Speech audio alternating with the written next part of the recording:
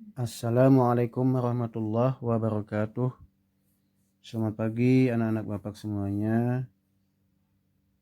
Di pagi ini kita kembali belajar sejarah kebudayaan Islam dengan tema faktor-faktor runtuhnya Bani Umayyah. Runtuhnya Bani Umayyah bab 3 halaman 35. Jangan lupa dibuka bukunya.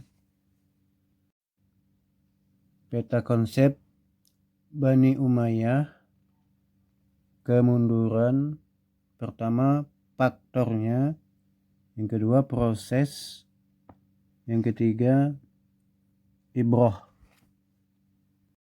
Baiklah, sekarang kita masuk ke A, yaitu faktor-faktor penyebab runtuhnya Bani Umayyah di Damaskus.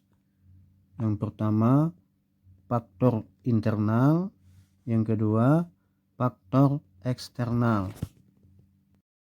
Baiklah, Bapak akan menjelaskan faktor penyebab mundurnya secara internal.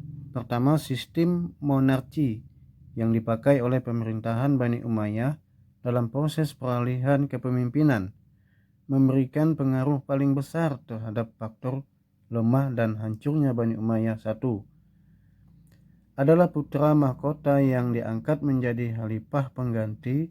Khalifah sebelumnya masih kecil dan kurang profesional. Faktor yang kedua adalah faktor eksternal. Munculnya kekuatan Bani Abbasiyah ditandai oleh ahli sejarah sebagai persaingan politik terhadap Bani Umayyah I, yang pada saat itu telah menurun hampir di semua wilayah kekuasaannya. Serang menyerang antara Bani Umayyah I dengan kekuatan Bani Abbasiyah menambah parah dan mempercepat faktor lemah Bani Umayyah I. Kemudian yang B, faktor-faktor pemicu munculnya pemberontakan.